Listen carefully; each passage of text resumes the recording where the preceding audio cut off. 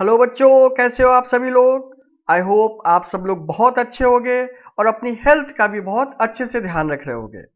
मैं हूं डॉक्टर सुरेश कुमार यादव और आज हम लोग डिस्कस करने वाले हैं क्लास 7th के चैप्टर नंबर 5 के फोर्थ पार्ट के बारे में। चैप्टर का नाम है एसिड बेसिस एंड सॉल्ट्स।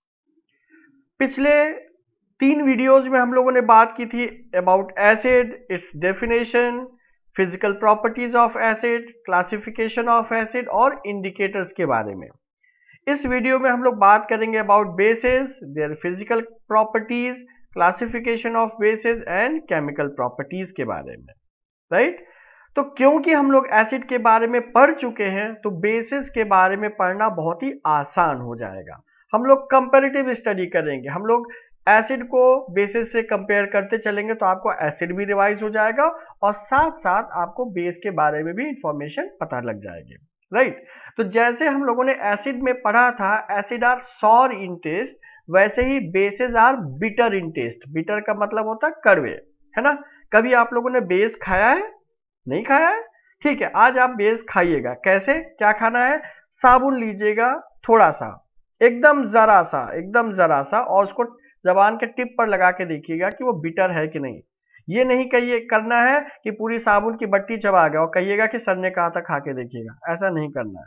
सिर्फ थोड़ा सा टेस्ट करना होगा और उससे आपको कोई नुकसान नहीं होना होगा, राइट। तो जो बेसिस होते हैं वो हमेशा क्या होते हैं? बिटर इन टेस्ट होते हैं। ओके। एसिड के केसेस में हम लोगों ने पढ़ा था acid produce H plus ions, H plus hydrogen ions, right. वहीं bases produce hydroxyl ion. Hydroxyl का मतलब हो गया OH minus. Acid H plus produce करते हैं, बेसिस OH माइनस या हाइड्रोक्सिल आयन प्रोड्यूस करते हैं।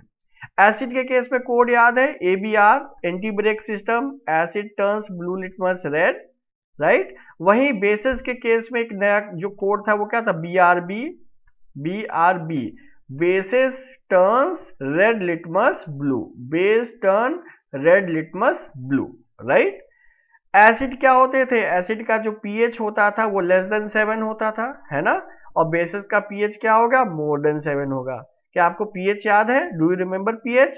पीएच का full form power of hydrogen या पोटेंशियल ऑफ हाइड्रोजन, और उसको हम लोग कैसे डिफाइन करते थे? याद कीजिए, pH is equal to minus log of H plus concentration. याद है कि नहीं याद है? ये हम लोगों ने एसिड के केसेस में बहुत डिटेल में पढ़ा था, राइट। जैसे पीएच होता है हाइड्रोजन की कंसंट्रेशन या हाइड्रोजन आयन की कंसंट्रेशन, वैसे ही पीओएच भी होता है,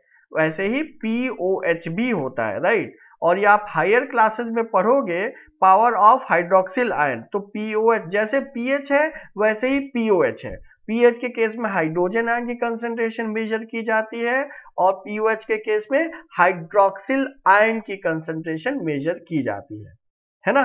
क्योंकि हम लोगों ने पिछले टर्न पर हम लोगों ने बात की थी पीएच स्केल की, जो कि पीएच स्केल कहां से कहां तक होता था? याद दिलाइए, 0 से लेकर 14 तक होता था, है ना। वैसे ही तो ये कहां से बना? PH plus pOH, pH plus pOH होता है, पूरा लेवल आता है 14 तक, राइट। तो अगर ये नहीं भी याद हो रहा कोई दिक्कत नहीं है। जैसे पीएच होता है पावर ऑफ हाइड्रोजन आयन, वैसे ही पीओएच भी होता है पावर ऑफ हाइड्रोक्सिल आयंस, है ना। एसिड का पीएच जो है 7 से कम, बेस का पीएच 7 से ज्यादा। ओके। तो क्लासिफिकेशन ऑफ एसिड के बारे में बात करते हैं। ये बिल्कुल सिमिलर है to the classification of acid. सबसे पहले स्ट्रेंथ की बात, तो स्ट्रेंथ का मतलब क्या हो गया? Degree of ionization. जैसे हम लोगों ने एसिड्स में पढ़ा था स्ट्रॉन्ग एसिड, वीक एसिड, पढ़ा था कि नहीं पढ़ा था? वैसे ही स्ट्रॉन्ग बेस और वीक बेस भी होते हैं। स्ट्रॉन्ग बेस का मतलब 30% से ज्यादा आयोनाइजेशन, वीक बेस का मतलब 30% से कम आयोनाइजेशन। स्ट्रॉन्ग बेस में NaOH और KOH आते हैं, और भी एग्जांपल्स हैं। और वीक में आपका अमोनियम हाइड्रोक्साइड और मैग्नीशियम हाइड्रोक्साइड आता है। यहीं पर थोड़ा सा नाम थोड़ा सा समझ लेते हैं। NaOH और KOH के कुछ यूनिक नेम है। इसको बोलते हैं कॉस्टिक सोडा, और इसको क्या बोलते हैं? Caustic potash. याद करने का सिंपल तरीका है, OH मतलब कॉस्टिक हो गया, सोडा मतलब सोडियम, तो कॉस्टिक सोडा मतलब NaOH और कॉस्टिक पोटैश पोटेशियम का सिंबल क्या हो जाएगा, के, तो ये कॉस्टिक पोटैश हो जाएगा। सिमिलरली अमोनियम हाइड्रोक्साइड, ये बहुत ही कॉमन क्वेश्चन है कि what is the use of ammonium hydroxide. तो जो हम लोग विंडो क्लीनर यूज करते हैं ना, कॉलिन वगैरह यूज करते हैं, तो उसमें एक इंपॉर्टेंट कंस्टिट्यूएंट अमोनियम हाइड्रोक्साइड होता है। Similarly magnesium hydroxide, magnesium hydroxide, जितने भी एंटासिड्स हैं, अभी डिटेल में आगे पढ़ेंगे कि एंटासिड्स क्या होते हैं, उसका एक इंपॉर्टेंट कंस्टिट्यूएंट होता है मैग्नीशियम हाइड्रोक्साइड। इसका एक और नाम भी होता है जिसको बोलते हैं मिल्क ऑफ मैग्नीशिया, क्योंकि मैग्नीशियम से बना है और ये व्हाइट कलर का होता है, तो इसको कहा जाता है मिल्क ऑफ मैग्नीशिया। मैग्नीशिया कोई जानवर नहीं है, उसका मिल्क नहीं है, ये सिर्फ व्हाइट कलर का है, इसलिए इसका नाम दिया गया है। और क्योंकि इसे मैग्नीशियम से ऑब्टेन किया जा रहा है, इसलिए नाम दिया गया मिल्क ऑफ मैग्नीशिया। ओके, तो सेकेंड क्लासिफिकेशन है on the basis of water present. तो जैसे हम लोग पिछली बार भी पढ़ चुके हैं, दो तरीके से आप डिफाइन कर सकते हैं। कंसंट्रेटेड, कंसंट्रेटेड का मतलब क्या हो गया, लेस वाटर, और डाइल्यूट का क्या मतलब हो गया, मोर वाटर, है ना। कोई नई बात नहीं है, ये जैसे एसिड के केस में था, सेम टू सेम बेसिस के केस में भी है। और रिप्रेजेंटेशन क्या होता था, कंसंट्रेटेड NaOH, कंसंट्रेटेड KOH, और यहां पर क्या हो जाएगा, डाइल्यूट NaOH, डाइल्यूट KOH, है ना। तो एसिड में क्योंकि आप लोगों ने सब कुछ पहले से अच्छे से पढ़ के रखा हुआ है, तो बेसिस में मेरे ख्याल से बहुत डिफिकल्टी नहीं होगी, राइट।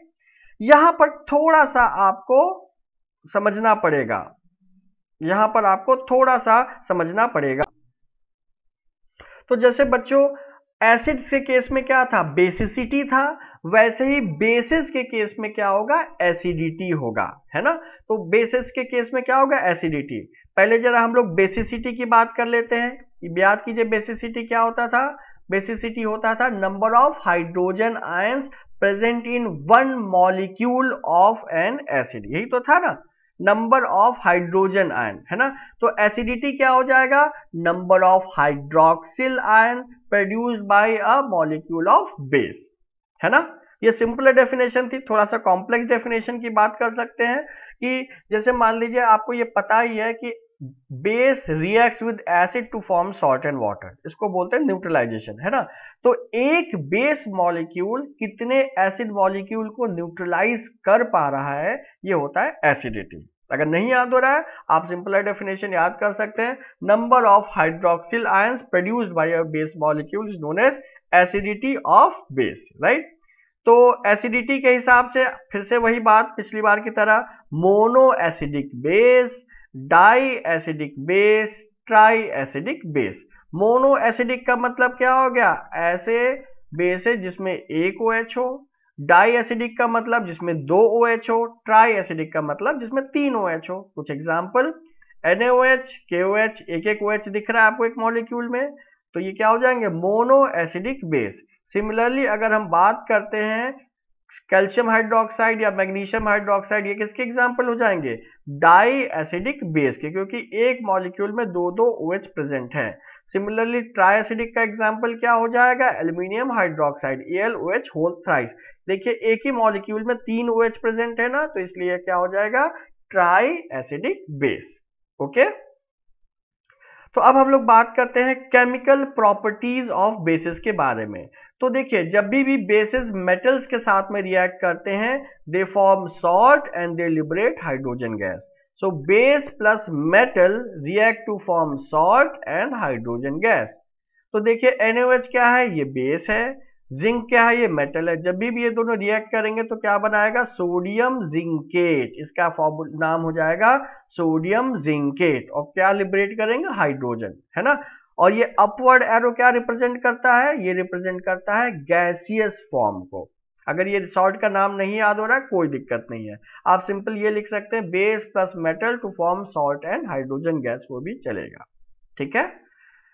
दूसरा जो आपको प्रॉपर्टी पता है बेस की, वो अच्छे से पता है, neutralization reaction. And what is neutralization reaction, whenever base reacts with acid it form salt and water, है ना, ये हम लोग पढ़ते चले आ रहे हैं। फॉर एग्जांपल NaOH है, ये बेस है, ये क्या है, HCl एसिड है, रिएक्ट करेंगे तो क्या बनाएंगे, सॉल्ट और वाटर बनाएंगे, है ना। तो this reaction is known as neutralization reaction.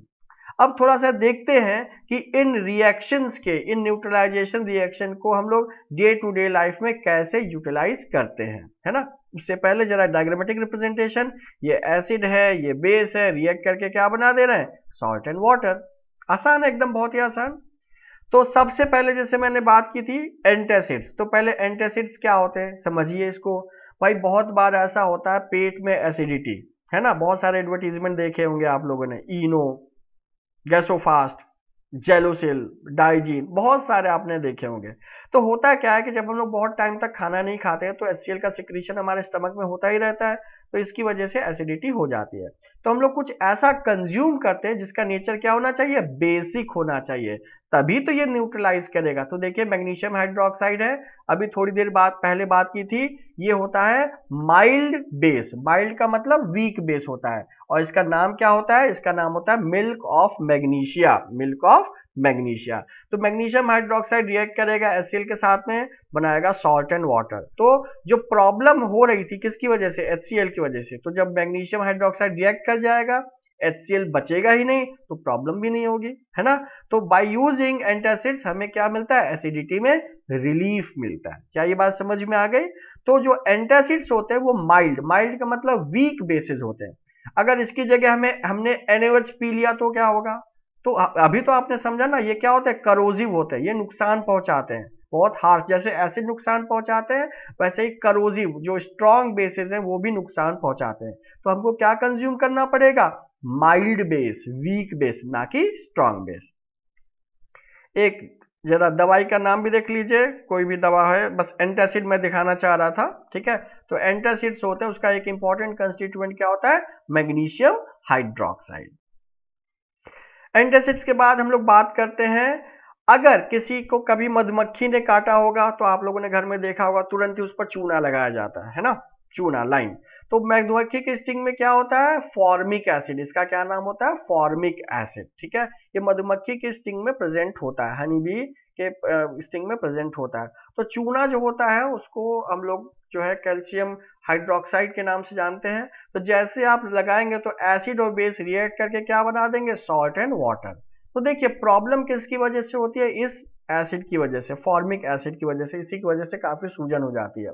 तो जब एसिड बचेगा ही नहीं तो उसका इफेक्ट भी धीरे धीरे करके कम हो जाएगा, है ना। तो जो आप यूज करते हैं, जो आप उसमें बेस लगा रहे हैं, बेस ऐड कर रहे हैं, तो उससे क्या होगा, ये एसिड जो होगा वो न्यूट्रलाइज हो जाएगा। जब न्यूट्रलाइज हो जाएगा तो एसिड की एक्टिविटी धीरे धीरे करके कम हो जाएगी। देखा है ना ये हनी भी, ठीक है। हनी भी अब अलग अलग वैरायटी की हो सकती है, मुझे नहीं पता क्या, बट कुछ कुछ तो ऐसा ही होता है, ये सभी ने देखा होगा, राइट। ओके, इसके बाद हम लोग बात करते हैं कि अगर कोई फार्मर्स हैं, फार्मर हैं, उनकी जो क्या बोलते हैं सॉइल है वो काफी एसिडिक हो गई है, मे बी एसिड रेन, थोड़ा सा भी हम लोग एसिड रेन की भी बात करेंगे, तो उनकी सॉइल थोड़ा सा एसिडिक हो गई है।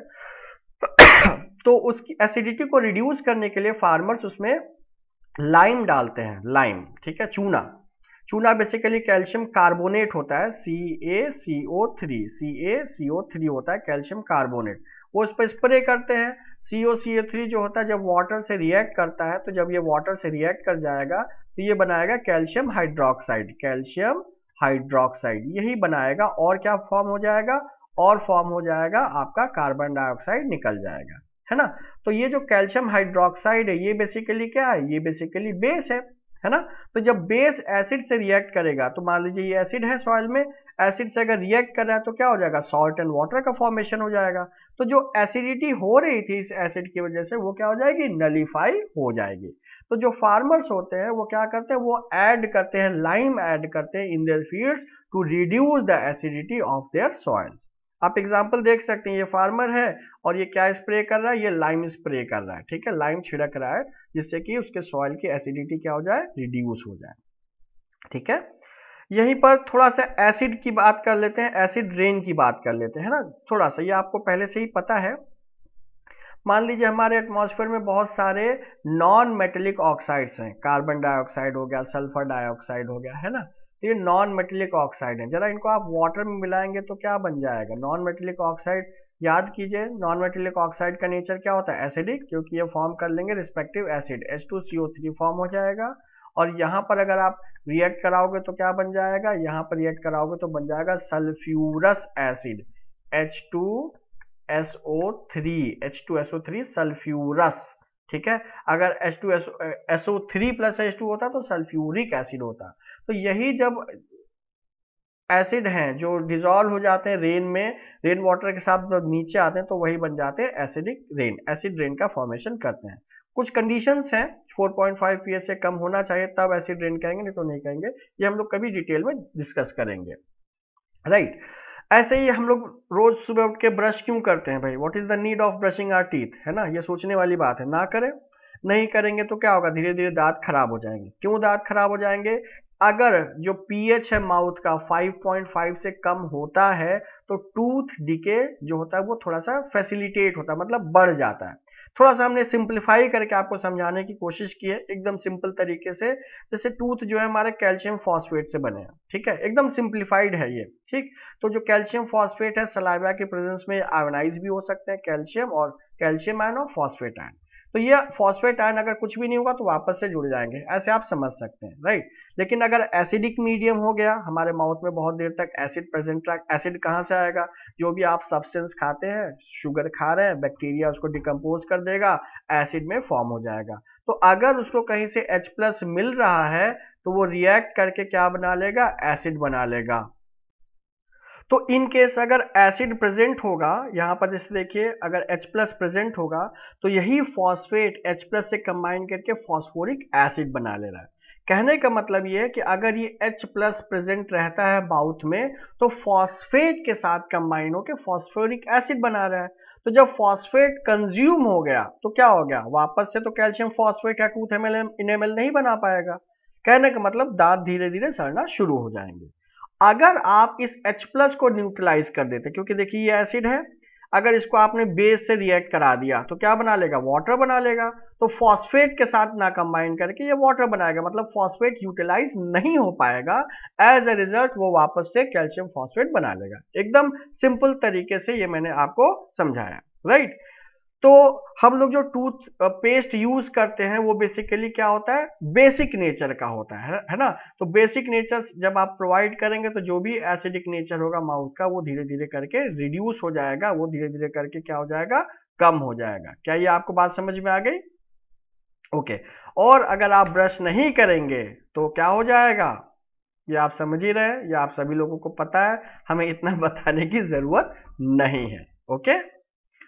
सो स्टूडेंट्स, आई होप ये वीडियो आपको समझ में आया होगा, पसंद आया होगा, है ना।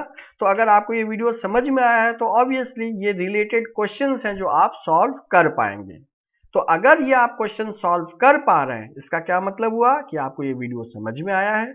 और अगर आप ये क्वेश्चन सॉल्व नहीं कर पा रहे हैं इसका क्या मतलब हुआ, इसका मतलब हुआ कि आपको वीडियो को दोबारा देखने की जरूरत है या एक बार बुक को भी रेफर करने की जरूरत है। ओके स्टूडेंट्स, तो मिलते हैं हम लोग अगले वीडियोस में सब्सिक्वेंट टॉपिक्स के लिए। Till then stay fit, stay healthy and enjoy chemistry.